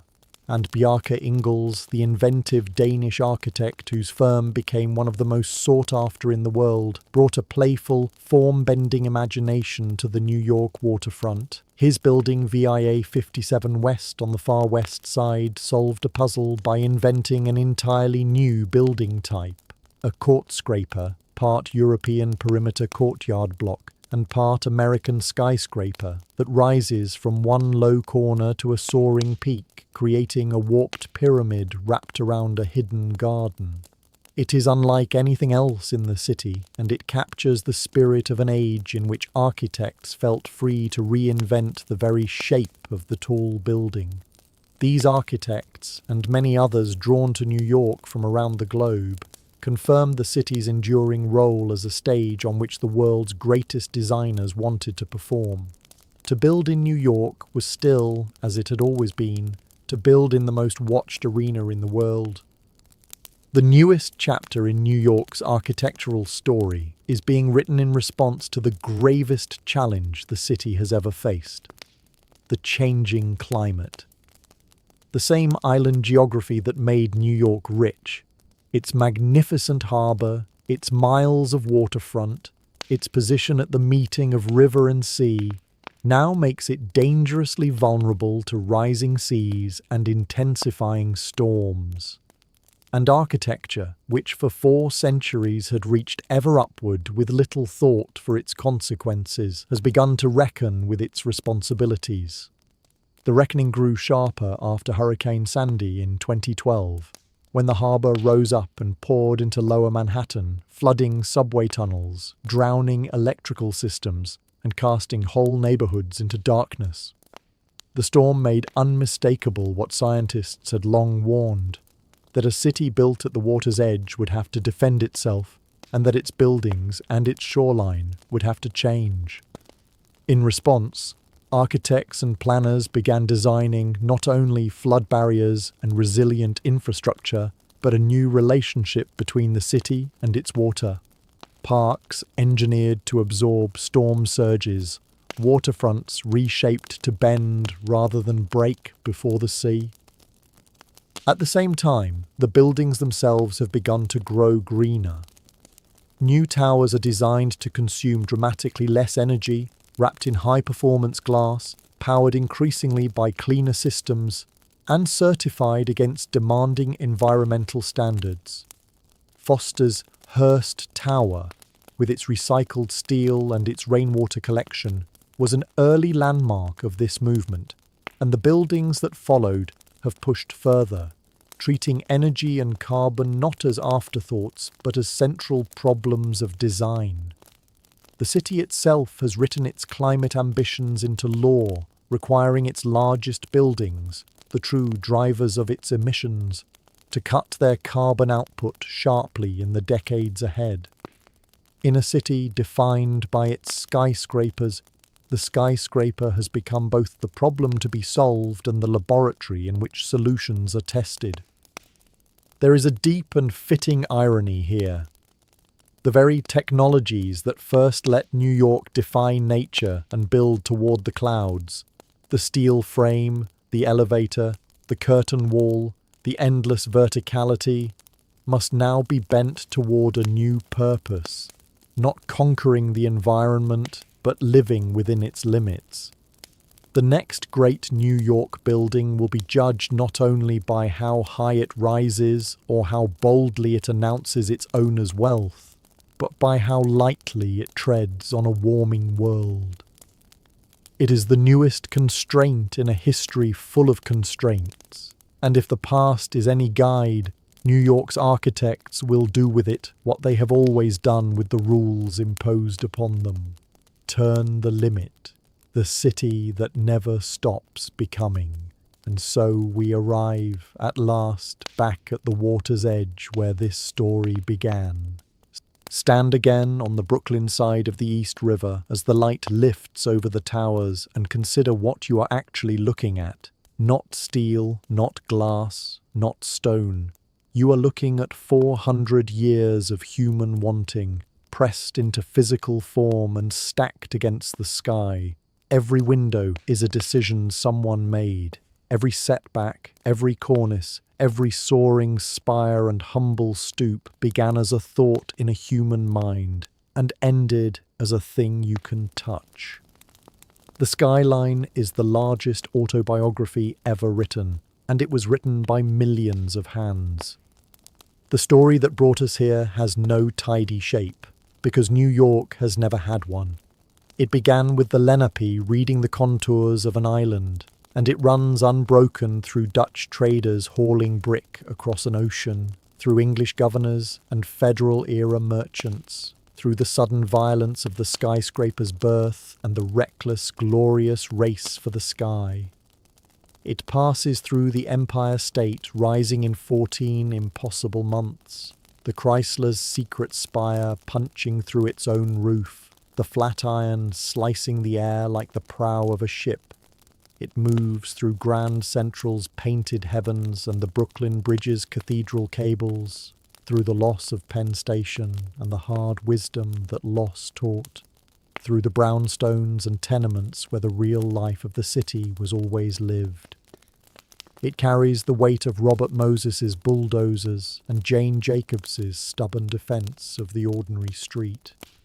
and it arrives, still moving, still unfinished, at a waterfront now bracing itself against the very sea that made the city rich. Nothing about it was inevitable. That is the thing worth holding on to.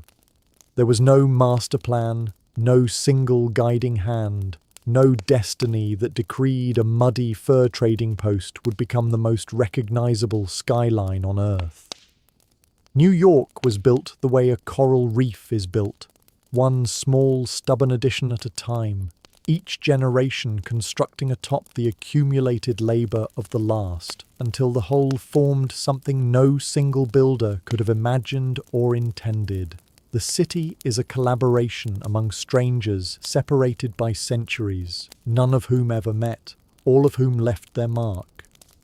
It is easy, standing before something as magnificent as the Chrysler Crown or the Rosemane Reading Room, to think of architecture as the work of famous men with famous names. And the names matter. Bogardus and Gilbert, Van Allen and Lamb, Mies and Wright, Olmsted and Vaux, the whole brilliant procession that gave the city its forms. But no architect ever laid a brick. No draftsman ever riveted a beam 1,000 feet above the pavement, or hauled the marble up the stairs, or hung by a rope to set the glass. The city we admire was drawn by a few and built by the many, and the many have mostly gone nameless into the ground beneath the buildings they raised. Think of the Mohawk ironworkers from Kanawaki, walking naked steel beams above the clouds with a composure that still stops the breath of anyone who studies Lewis Hines' photographs, riveting together the frames of the towers that made New York vertical. Think of the Irish labourers who dug the foundations and the tunnels, the Italian stonemasons who carved the ornament that no one on the street below would ever see clearly, the Chinese and Caribbean and African and Eastern European workers who mixed the mortar and welded the joints and poured the endless concrete. Think of the men who died in the caissons of the Brooklyn Bridge, bent double with the agony of the bends, in the falls that were simply expected on any great job, in ways the record never bothered to note, because in those years a working man's death was a line in a ledger, not a story worth telling. They built a city they could rarely afford to live in comfortably. The immigrant who riveted the Empire State went home at night to a tenement on the Lower East Side, to rooms his own labour had never been meant to grant him. The woman who cleaned the marble lobbies of Park Avenue rode the subway back to a walk-up in the Bronx.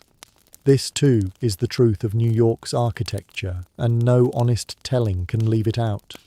The grandeur at the top was purchased by the labour at the bottom, and the gleaming towers of wealth have always thrown their longest shadows over the people who made them possible.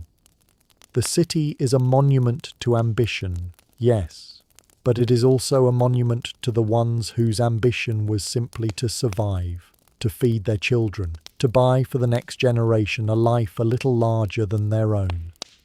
And that, in the end, may be the deepest thing the buildings have to tell us. New York's architecture is the physical record of the American promise in all its glory and all its brokenness.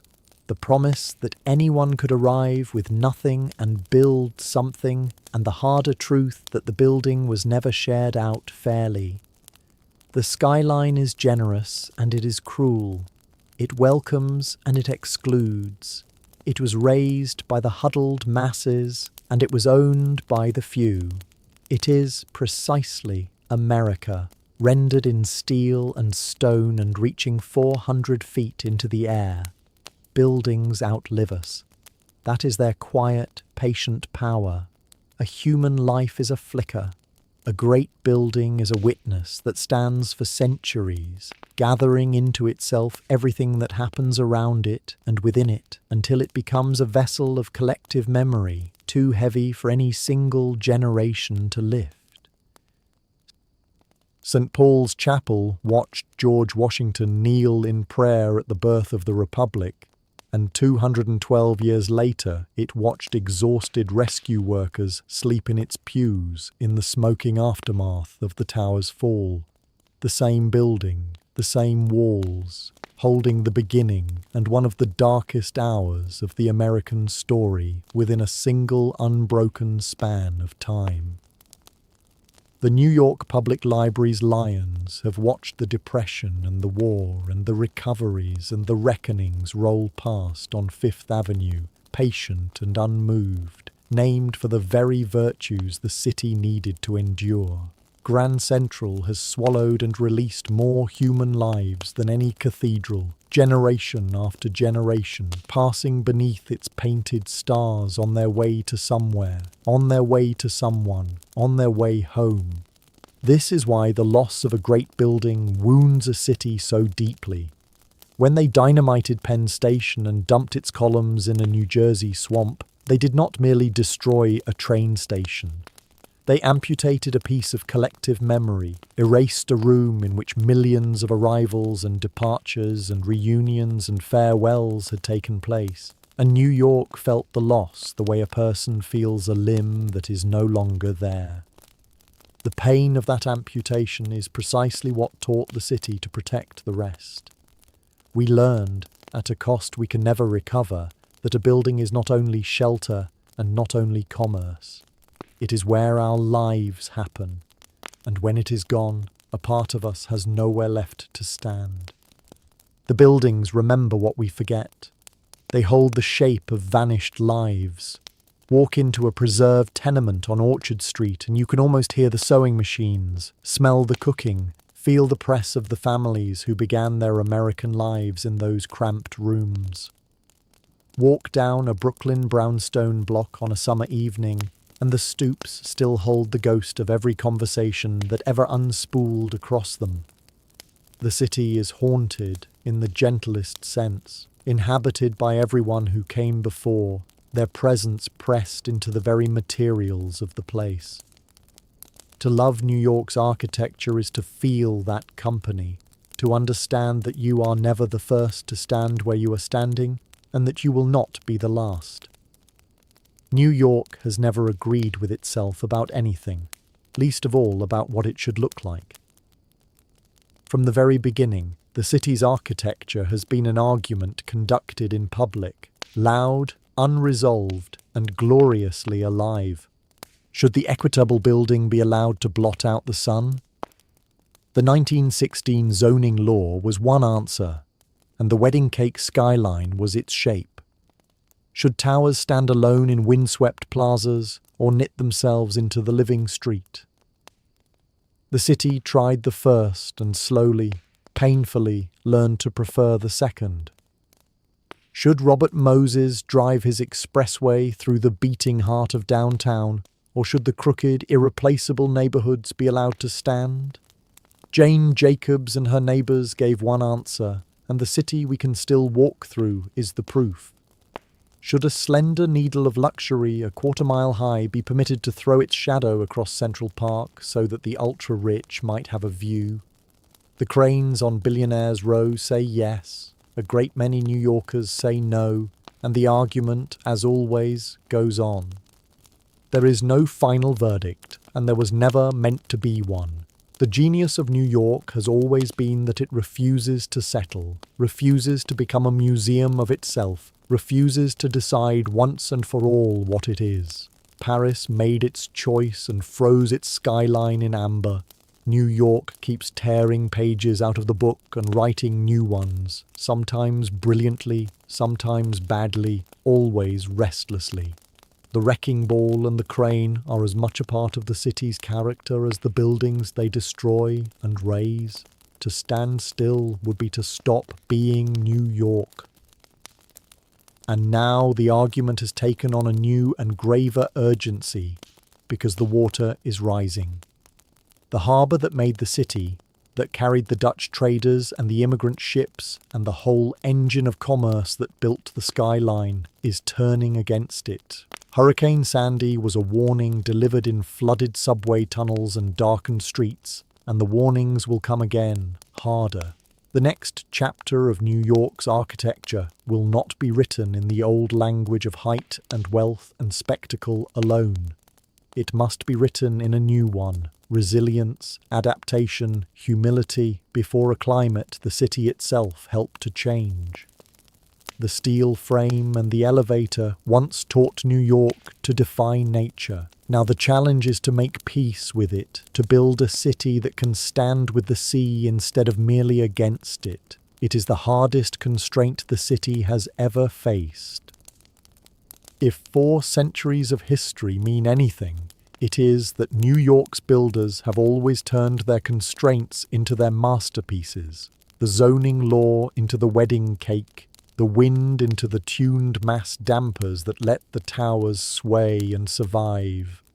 The rising water is simply the next impossible problem, waiting for the next generation of dreamers to solve. For that is what this whole story has been. Underneath the brick and the steel and the money and the law, a story about dreamers, slightly mad ones, most of them. You would have to be a little mad to look at a swampy island and imagine a metropolis, to stand a pencil on its end and ask how high a thing could rise before it fell, to spend 16 years designing a museum shaped like a seashell, to build a park the size of a small city and disguise it as untouched nature, to raise a torch of copper in the harbour and call it a promise to the whole exhausted world. They were the financiers with more ambition than sense, and the architects with more vision than caution, and the immigrants with nothing but their hands and a refusal to give up. They were Emily Warren Roebling finishing her husband's bridge, and Jane Jacobs facing down the most powerful man in the city with nothing but the truth and her neighbours, and Joseph Pulitzer shaming a nation into paying for a pedestal with the pennies of school children. They dreamed in different centuries and different languages, and they mostly never knew that they were building the same thing. But they were. They were all writing the same story, one they would never live to read the end of because there is no end. That is the final, essential truth of New York's architecture. It is not finished, and it never will be. Every generation inherits the city, adds to it, argues with it, tears down some of what it loved and builds some of what it needs, and hands the whole imperfect, magnificent, contradictory thing onto the next. The story, written in steel and stone, is a story still being written, right now, in the cranes swinging over the waterfront and the drawings on some young architect's screen and the quiet, stubborn work of preservationists saving one more irreplaceable building from the wrecking ball. You are reading a book whose final chapter does not exist because the ink is still wet, because the hands are still working, because the dream is still, after 400 years, refusing to be done. So stand at the water's edge one last time and look at the skyline the dreamers left us. See the whole of it at once if you can. The colonial ghost in the crooked downtown streets, the Gothic cathedral of commerce, the Art Deco crowns catching the last of the light, the glass towers reflecting the clouds, the slender needles reaching for something just out of reach. It is beautiful and it is troubling. It is generous and it is unjust. It is the record of everything America has been and a question mark aimed at everything it might yet become. It was built by the famous and the forgotten, the powerful and the powerless, the ones who owned it and the ones who merely made it possible. Even now, it is still rising. That is the miracle and the meaning of New York. In this city, the last brick has never truly been laid. It goes on becoming what it will be, reaching upward the way it always has. From the mud of that first small Dutch settlement toward a sky it will never quite touch. Writing still and always its endless story in steel and stone, and daring the rest of us to imagine what comes next.